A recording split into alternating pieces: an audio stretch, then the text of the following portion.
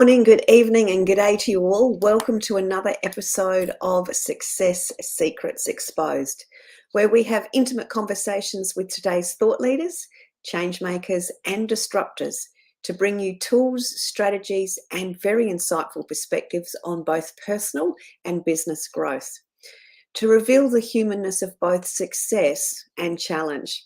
My name's Sally A. Curtis from Monetize Your Content.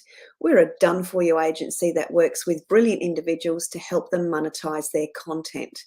We're best known for turning 2 years' worth of dynamic social media posts to help you save time, maximize your assets, and become the obvious expert, sought after and sold out with a lasting legacy. Now, I've got a really exciting topic for you today. We're going to be talking about a personal journey through the trauma of narcissism. And I have a very, very special guest for you today as well. So let me just share a little bit about Madison Frederick with you. She's a #1 international best-selling author. Best-selling author also in 4 countries and in 57 categories.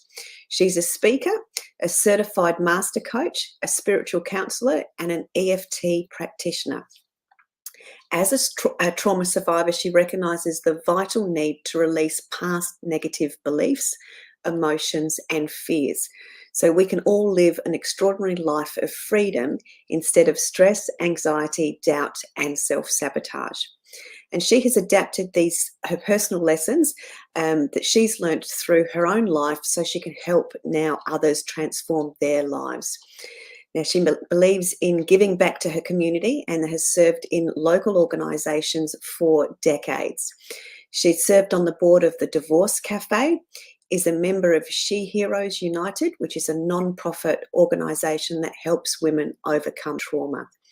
And her particular forte is working with incarcerated women who are improving their lives and now choose to leave as victors and leaders instead of victims. So please help me welcome to the show, Madison Frederick. Thank you so much, Sally, for that interview. I don't even know if you're talking about me, but yeah, absolutely. It's been so exciting watching your journey, especially of releasing a book and having such great success so fast with your book, because I know it hit international best-selling in a few short hours, and you've got all those 57 countries. So obviously it's a topic that's of need and is a topic of curiosity for lots of people, which is exciting. Yes. Yeah. So tell us a little bit of your backstory as a bit of a prelude to the book. Well, my dad was a narcissist, and I wasn't aware of that girl all the time I was growing up. I knew he was controlling and has, there never could be right or wrong and those kinds of things. But it wasn't until after I received an email from my son about 15 years ago accusing me of being a narcissist that I really started doing a deep dive into the subject, and I learned so much, not only about myself, but about narcissism in itself. And it was at that time that I realized my dad was a narcissist. So I'd already started writing the book, and that was kind of a come lately kind of realization, but it really gave me the opportunity to tie the threads all together and have it be a culmination of a lot of healing for myself that even was intensified after that email was sent to me. And I'm forever grateful for that email. Yeah, I can imagine at the time it sort of was a bit, I'm going to say disturbing, or it really would have touched you in a very deep and profound way. Absolutely. Yeah. Absolutely. Rug was pulled out from underneath me emotionally. So yeah. Yeah. Yeah. So that's where, when you talk about, the need to understand your own emotions and forgive and all those sorts of things, was that where did the journey start for you as it related from there? Once you've done the deep dive into the understanding what narcissism is, and that could be something to explain to the audience as well. Well, I think, excuse me. We just caught that off each other, didn't we? Because I just started to cough too. I'm sorry. My journey actually started in the rooms of Al-Anon, 30, 5 years ago or so is when I really started learning that I needed to take a look at me, and I started learning about some of my behaviors that I incorporated with when raising my children. Now, I didn't understand any of that at the time, and how it really all ties in with the narcissism, because all of those behaviors, um, for heaven's sakes, the codependency, the enabling, all of those things that I learned um, as a defense mechanism, which is what we do when we're in a relationship that is narcissistic or very controlling. Mm, I don't profess that everybody that is controlling isn't necessarily a narcissist. mm, Um, I think I believe that we all have a little bit of narcissistic tendencies to begin with, mm, but that doesn't mean that we're a narcissist. mm, And so, to answer your question, the book was written, and I didn't write the book starting with chapter 1, do 2, 3, 4, 5. It was not in chronological order at all when mm. I wrote the book, as the same as my healing journey didn't come in chronological order either. That would be And so, nice, wouldn't yeah, yeah. So I really liken my healing through my writing journey it? and my healing through my life really are perpendicular to each other. Mm, And one really dovetails real nicely into the other. There's no separation today, now, with what I've learned after writing the book. mm, mm, So it's a process, just like anytime you do work on yourself, you're thinking, oh, I've worked on this issue of abandonment, and then all of a sudden it pops up over here, yeah. and you get to look at it again. And it also sometimes brings awareness to other areas that you think that you've worked on, Mm, because healing has to come in a layers. yeah. You don't get better overnight, because you're learning and you're growing, and I really that's what keeps my boat floating, is continually learning and discovering new things about myself, and discovering ways that I can help other people. Yeah, I think you've touched on that. That's the element where for those that are doing a lot of growth, or those that are on their discovery journey of growth, you go, "Woohoo! I've worked on that. That's done." And then it just goes, "Yeah, we're back again." It's like, not this lesson again. But that is the journey, and I think for me, learning to have the fun with that and go, "Okay, okay, I haven't quite learnt that bit yet." Is in itself, part of the journey is understanding that whatever we're dealing with, or unpacking, or discovering, or coming to terms with, or whatnot, is always continually bubbling up, effervescing, if you will, in different ways, and at different stages, and at different times. Sometimes the time that it suits us and it fits in with our schedule, and other times it's just there and it's like, I'm not ready for this yet. I don't need this right now. But that is very much a personal development journey, and part of Yeah. growth.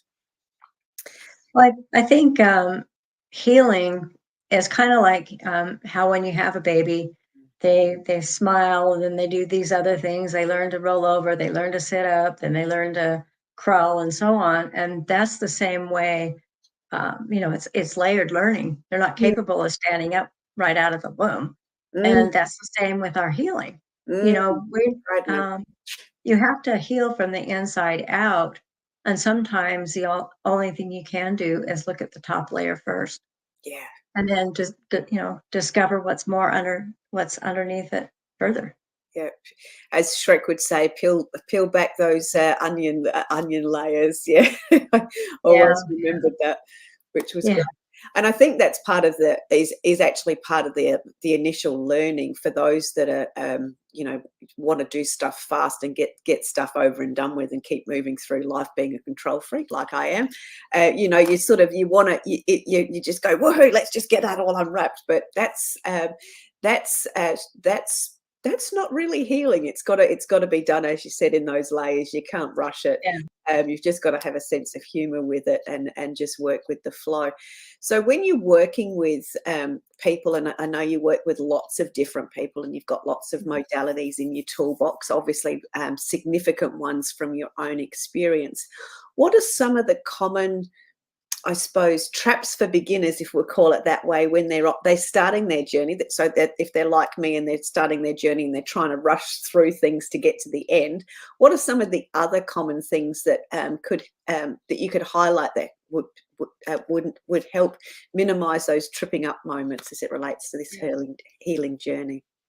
Well, one of the things that I like to tell people, years ago when I was in a workshop, a live workshop that John Bradshaw did, and he's fame of the family carousel and the inner child work. And one of the things that he said, now he was a recovering alcoholic, so he was very familiar with the 12 steps, obviously, and all, and how that all unfolds. Mm, And one of the things that he said was that you can always tell when somebody's new on their journey, because you can go into their library and you see all of these self-help books, none of which have been read. And mhm. I think Yes. and I think, that's what happens to us. That's really, I need to learn that. I need to learn this. And we get a little bit overwhelmed. Mm, And then when we actually start doing the work, yes. and you can start looking at those things and seeing where it really fits for you. When I first started going to Al-Anon, my first husband was a practicing alcoholic. He's passed now, but he was an alcoholic, had blackouts. And after we got divorced and someone suggested that I go to Al-Anon, I'm thinking, why do I have to do that? I'm not the drinker. It's not my stuff, it's his, right? Yeah. Well, I get in there, and the very first meeting I went to, there was a gentleman up there sharing his story, which often is the format of an AA meeting, an open AA meeting. And he started telling a story, and I'm thinking, what? I'm identifying with everything that this guy's talking about, and I know I'm not an alcoholic. So what the heck? Mm, So continuing in more meetings, I realized that I had to take responsibility for myself and that I did have a piece in that. And mm, I think that's true with any of the behaviors or any of the expectations we have mm, for relationships, all of those things. eh, we have a stake in that, yeah. and we're influenced by the outside world, by things that we've been taught, things that we've been told, either by other people or by ourselves. The Yes. limiting beliefs, I'm not good enough, I'm not this, that, or the other enough.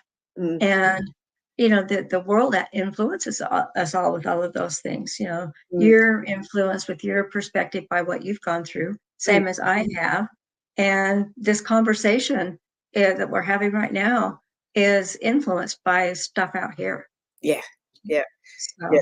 So, Very much so. and so I think, having said all of that, I think the important thing to remember is that you don't get into the state of mind that you're in right now overnight.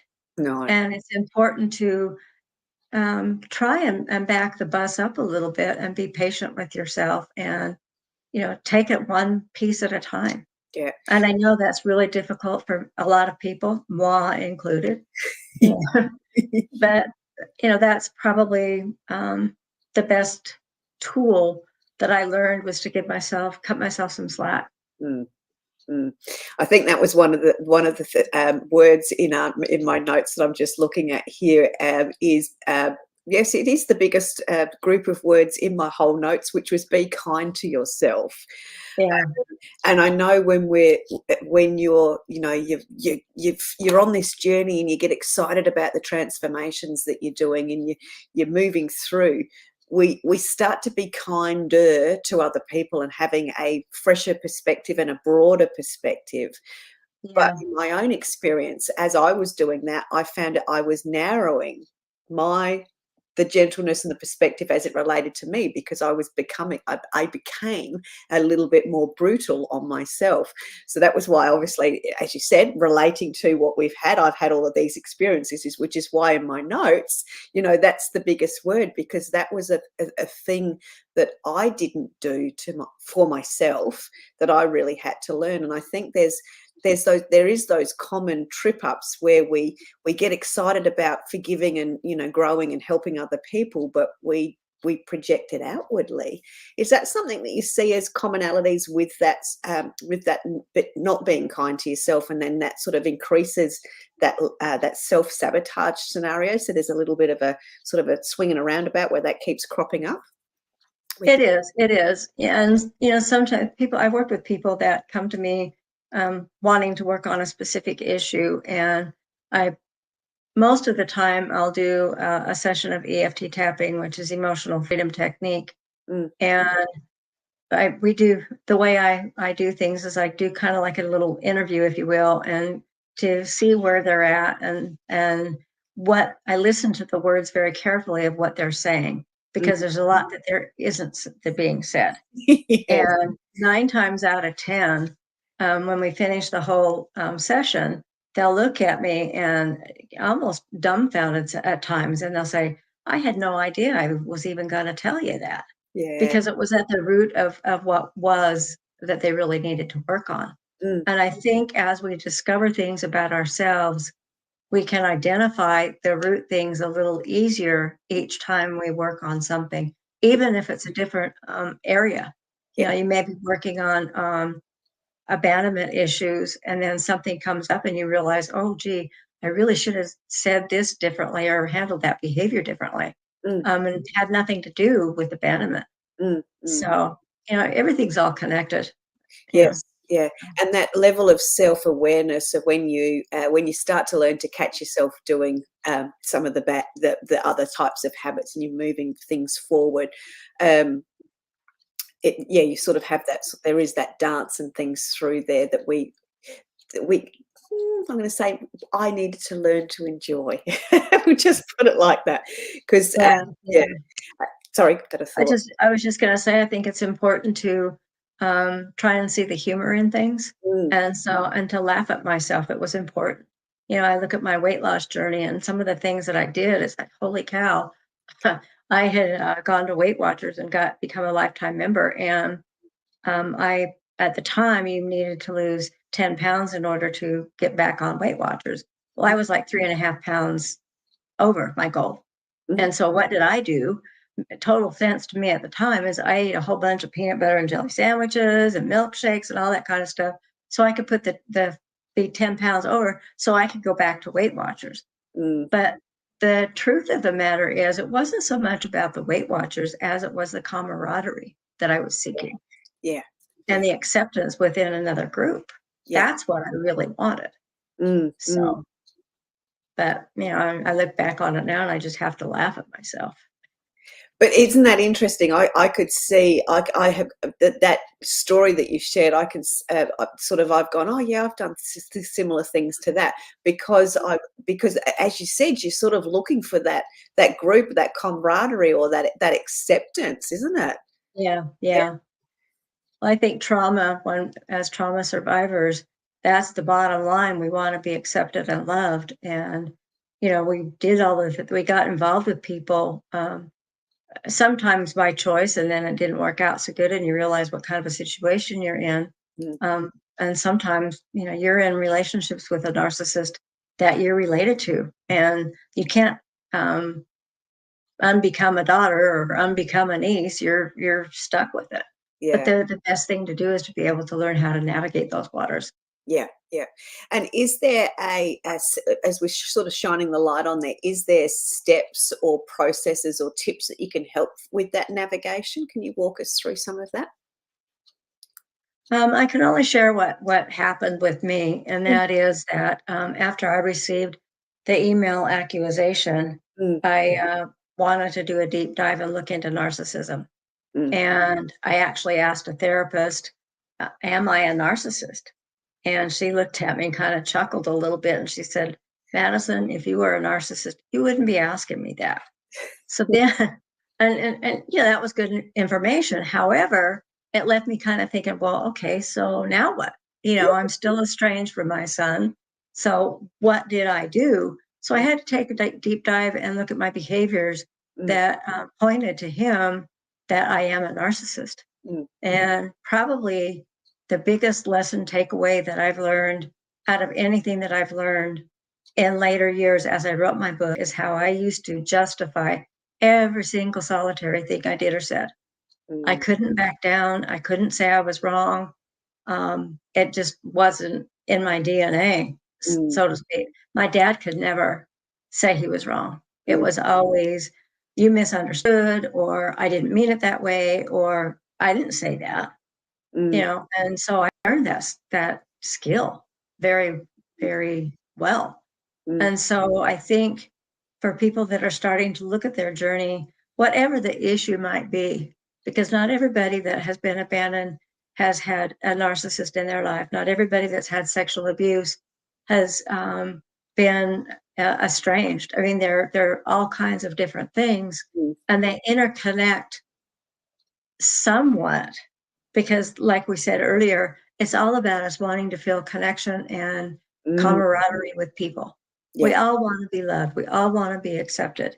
Mm, And whatever road you take to get there, even with the misbehaving and all of those kinds of things, when we can take a look at that, gee, when I said so and so, you know, um, whatever accusation that we're calling them or name we're calling them, even if it's just inside our head, mm, those things all affect ourselves. mm, mm. Yeah, yeah, very much so. Yeah, that's such a great. Sorry, I'm catching lots and lots of thoughts there. That whole that justification. Oh, I didn't mean it like that, or I didn't say it like that. I think for all of us, we've all had, um, we've all probably said or had moments where we've been like that. So I think that's such a great add to what you said earlier, that we've all had elements or periods of being narcissistic in our lives as well.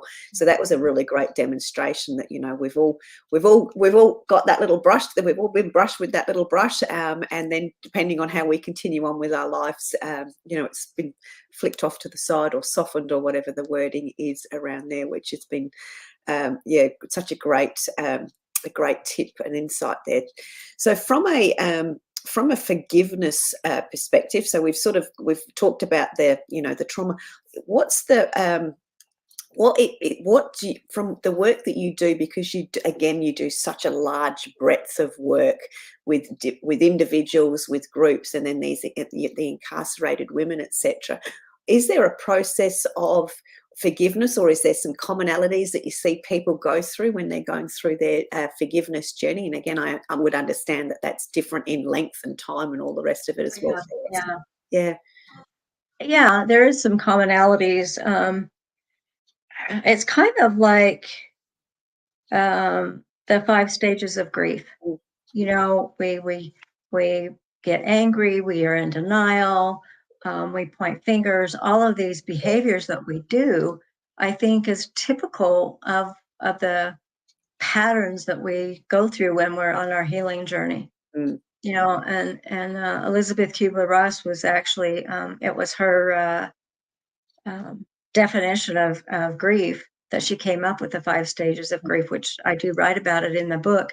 mm, But I think any behavior that we have, that once we realize it, even if we understand that it's not a great one and that we want to shift all of that, you're still having to let go of part of who you were.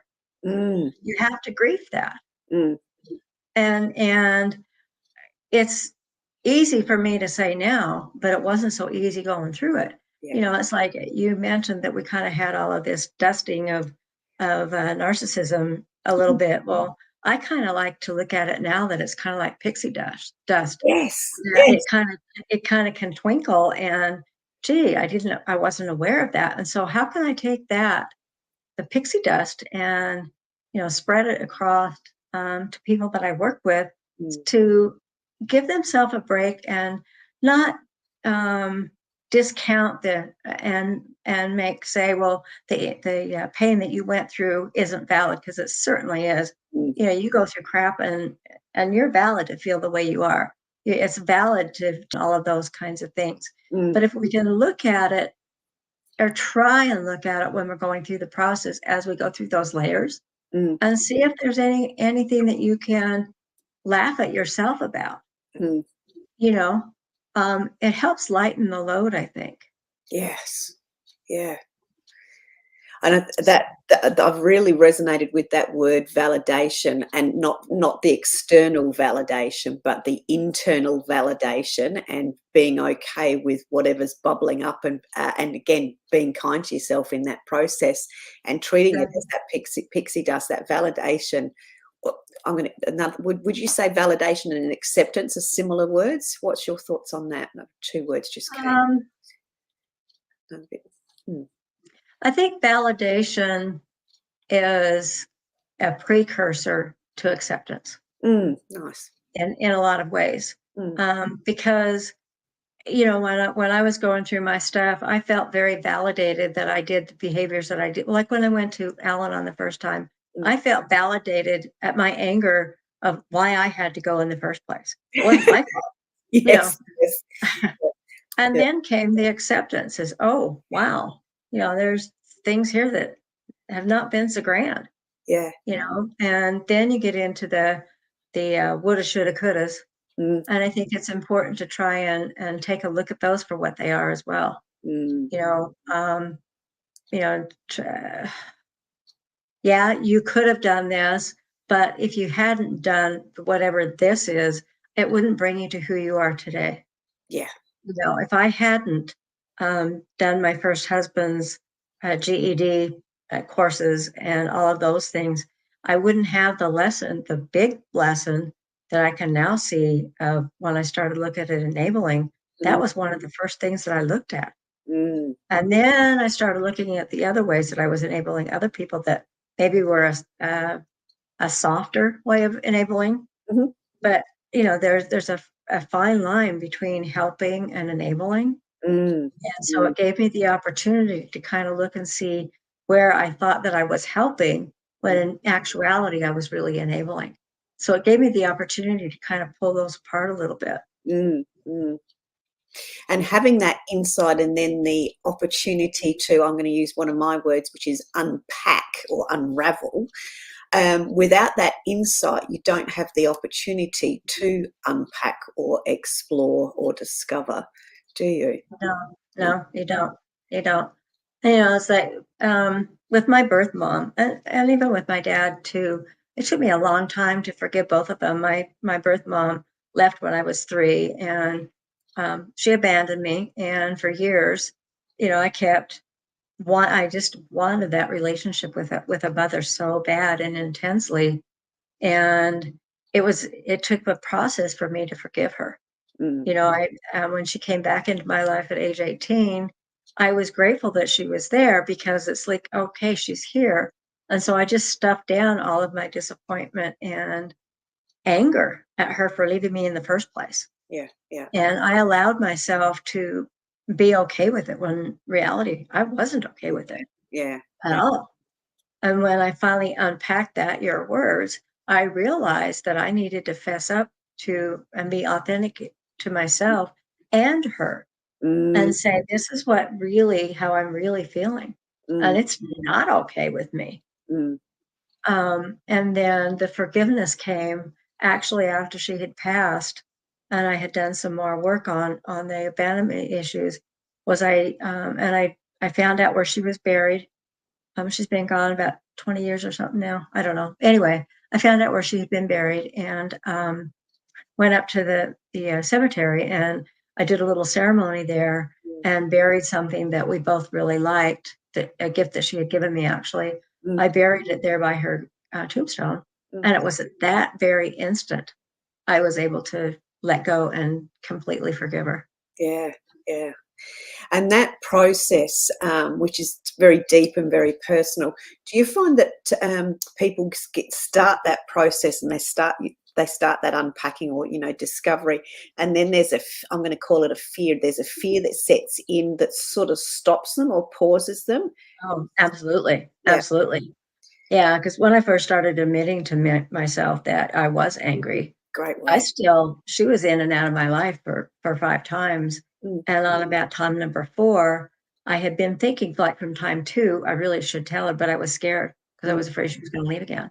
Yeah. But as time went on and more things happened, I was finally able to uncork the steam a little bit Oh, nice. and, admit to myself, I really should talk to her, but I'm scared to talk to her. Yeah. So I did the I should, but I'm scared for years Yeah. before I finally got the guts up to take care of me and Yeah. tell her what I felt and Yeah. thought.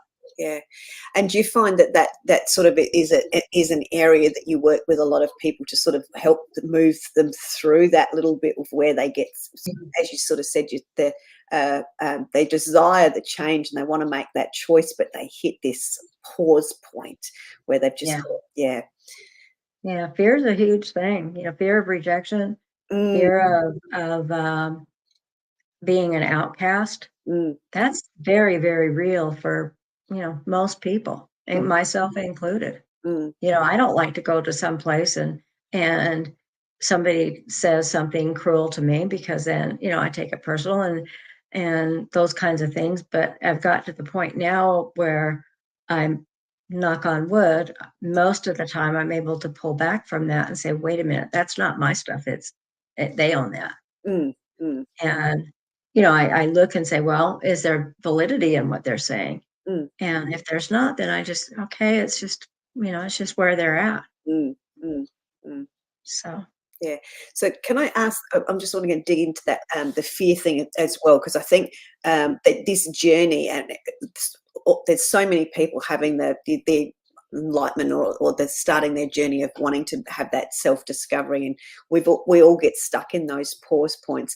But I imagine the work that you do with the incarcerated women, where they're in, they've been incarcerated, so there's all the stuff and the stories and the validation, if you will, of that they're in that scenario.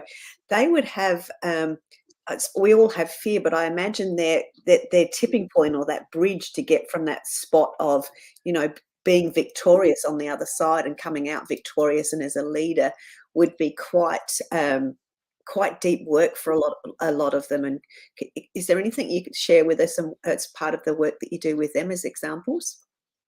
well, I think one thing that's important is I don't know how familiar the listeners are to what it's like to actually be incarcerated. Um, they have their own little families, they have cliques.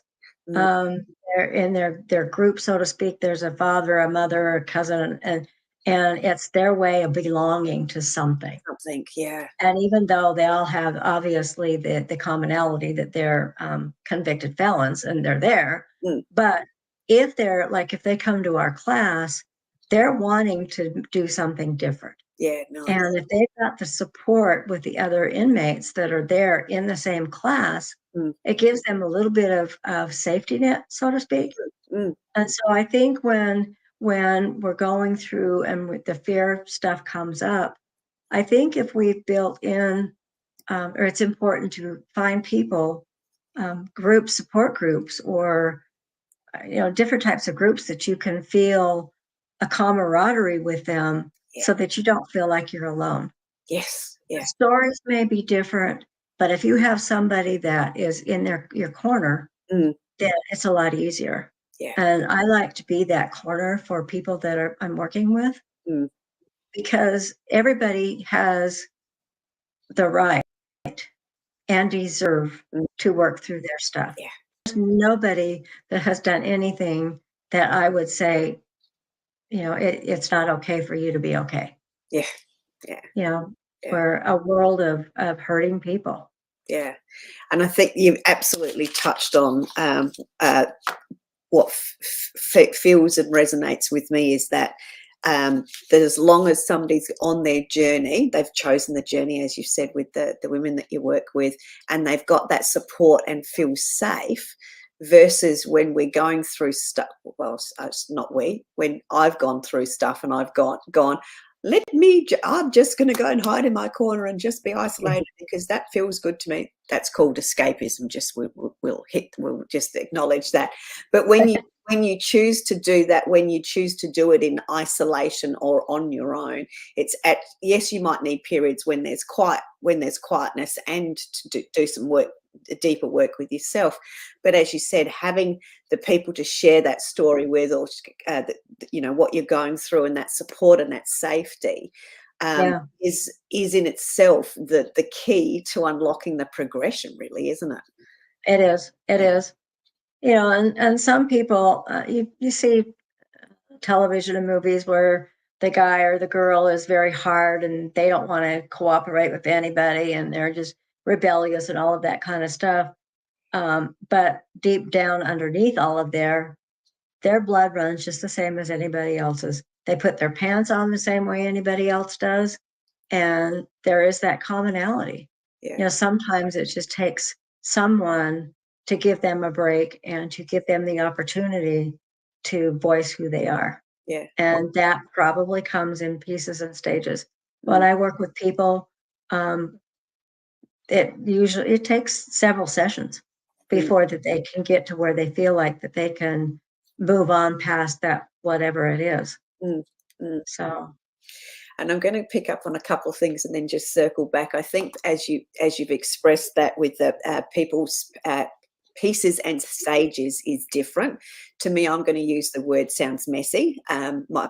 When I've worked on it, it's been messy. And when you started to talk about your journey with your book, that you didn't do chapter 1, chapter 2, you didn't do it chronologically, it sounds as though that process of book writing was in itself messy, because not messy, but it was messy. It got structure to it. So I think that is also something very valid to acknowledge, is that it is okay for this process, whatever process you're going through, for it to be messy, because there's progress in messy versus perfection. Absolutely.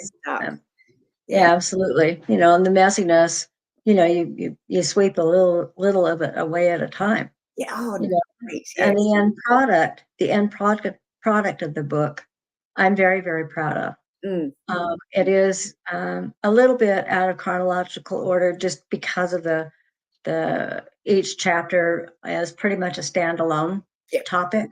Yes. There are a couple of them that kind of go hand in hand, but most of them are standalone. Yeah. But the order that I learned the order in which I learned all of that stuff led me to look at other areas, and then I could write about that, just kind of dovetail. A lot of people edit a couple, 2, 3 times. Yeah, I probably edited myself before I even gave it to the editor a good 100 times at least.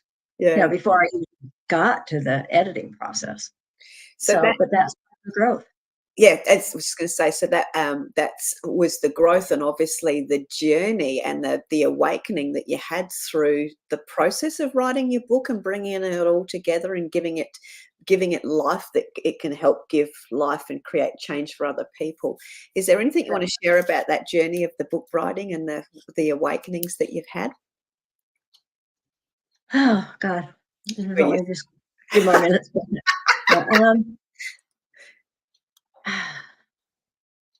I think because each chapter is its own topic, I can approach each one of those topics a little bit differently, because I learned different things, different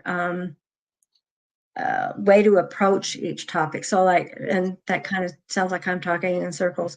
So like in the chapter about my sexual abuse, the chapter itself talks about a section of my life from the age of 10 up until I was 50. Now, obviously, there were a lot of other things that came in there on the way, but it really anchored me tight to my own misery for over 50 years. And when I was writing about the abandonment, that always, I don't know if people understand what fascia is. Fascia is it's actually an organ they're discovering now, but it's something that all of our organs and bones and muscles are all attached to. And as we go through life, quite often the fascia kind of layers on top of each other. Mhm. And so to have, and it can actually restrict the movement of bones. So when the fascia is released, Mm. the bones can move a little bit more. And so my fascia was precipitated by my sexual abuse, probably was the first thing that happened. Mm. Because it was after that. I mean, the abandonment happened, my first abandonment happened when I was 3. Mm. But the major biggie thing happened when I was 10. Mm. And that set the whole stage for the rest of my life. Mm. Mm. And so as I've written the book, one layer of fascia at a time, and rearranging it to now where my bones can move and work properly, Mm.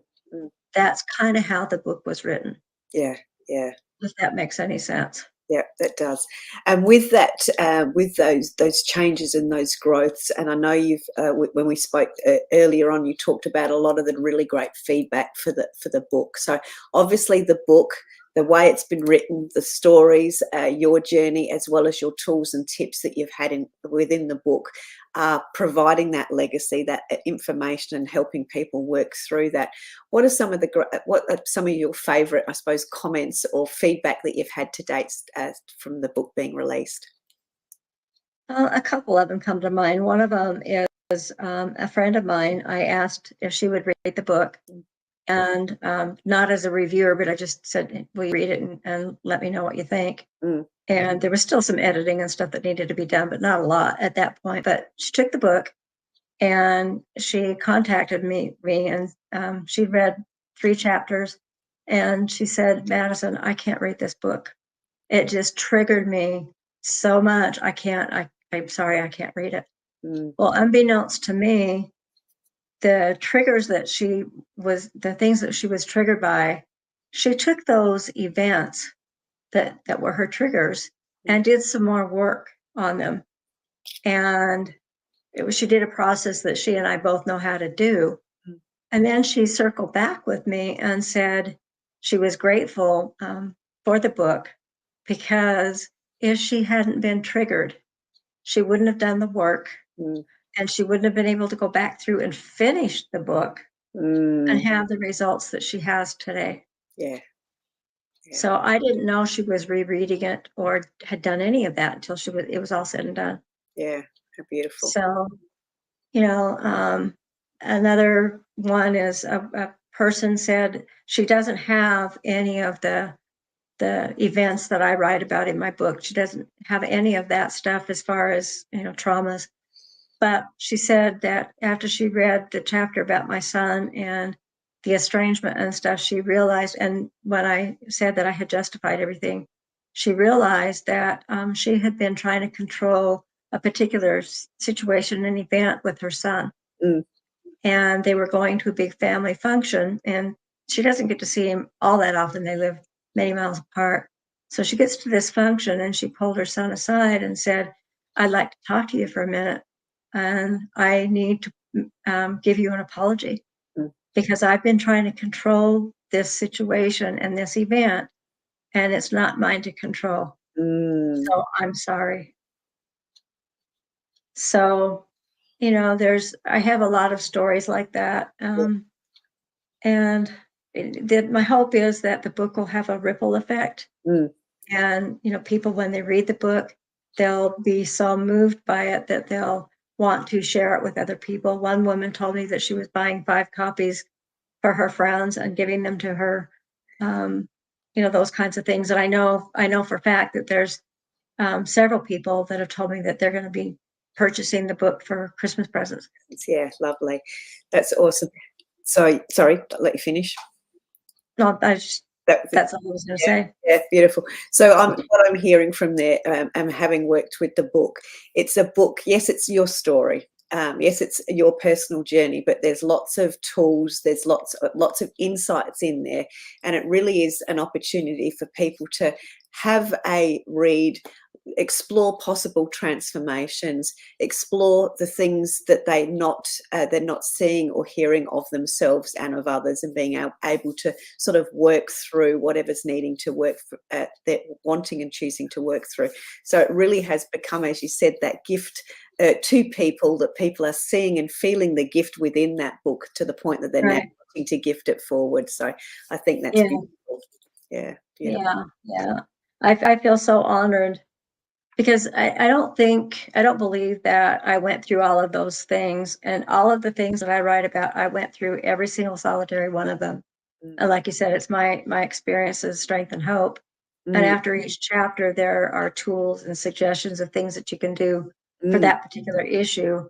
yeah, But I think I was led to go through all of these things by what I like to call my higher power, mm, not so I could be in pain and suffer. That was not the objective. The objective was to go through all of these things so I could then write about them and then share those with other people, yeah, so they don't have to go as many years as I had to go through mm, mm, to get through to the other side.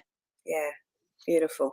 Yeah, it's definitely become, from the way it was picked up when it was first launched to the stories that you've been sharing with us, it's really become that gift for everybody at any time. So, yeah, well done on writing the book for everybody, and the success that it's had so far, which is very, very exciting. Can you share with us a little bit the best way for the audience to get in contact with you? At the moment, we do have your website going across the ticker.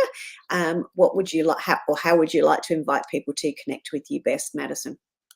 The best thing to do would be to log on to my website, and there are several places where you can uh, subscribe to my email, or Use, subscribe to my email, subscribe to the website, and you can even schedule a call. And I do a free 30-minute discovery call to mm, see if that's something that I can help you with. I will be offering individual and group coachings. yeah, I'm finishing up a course right now that I'm putting together. So really the best way is through my website. yeah, And fantastic. there is a phone number there. You can leave me a voicemail. Um, and we'll get back to you. Yeah, beautiful. And can I ask you, as we sort of close out, because we got to the end of the show very quickly, which I knew we would do, what's your favorite quote that you would like to share with the audience? It's actually in the first part of my book, Mm, and it says, "The beacon of a lighthouse guides sailors safety to shore. My hope is that this book can serve as your guiding light, helping you find your way home to your true self." mm, And I think, well, that pretty much says my hope. You mm, know, I hope people will look at this book and understand that it isn't necessarily an easy read, mm, but if you're triggered by these things, but I do invite you to read through it and then possibly reread through it, because like I said earlier, we heal in layers mm, and we learn things in layers. So um, and the teacher shows up when the student's ready. yeah. And I think the book can be structured in your life such similar to that, in that you learn one thing, you go back and you see something that you didn't see the first time through. Yeah. Yeah, and I think that's such the great opportunity of why it's become such a gift for the world, so to speak, is that you read it and then you learn something, and then you come back and you sort of read exactly the same page again, and you saw, I don't remember that being there before. And that's because we've had that growth, and that to me is why Yeah, it's such a great gift. Yeah, yeah, exactly. yeah. Exactly. Well, Madison, it's been an absolute pleasure having you on board today and sharing your wisdom with us. Thank you so very, very much. I wish you all of the continued success with the book. And for those people that want to find out more about the book, you can obviously jump onto Madison's website, which is madisonfrederick.com. You'll be able to find the book there. Madison's blogs are very insightful and will certainly help you lead you on a journey. And of course, you can reach out to Madison at any time for any type of support that you're looking for. Again, Madison, thank you very, very much for sharing so much with us today. It's been an absolute I did want to mention that right now it's available ebook, softcover, hardcover. I'm real excited that the Audible should be released within a few weeks. So I'm real excited about that. yeah, brilliant. Yeah, you will see that across your social media posts for sure. So that's Oh yeah. Oh yeah. Yeah. Again, thank you very, very much, Madison. It's been an absolute pleasure. You've got the details. We'll have the details of Madison's websites up on our social media, and the places that you can watch and re-watch and share this episode. So thank you again, Madison, and we will look forward to seeing you again next time on another episode of Success Secrets Exposed. Till then, see you later. Bye. Thank you. Thank you.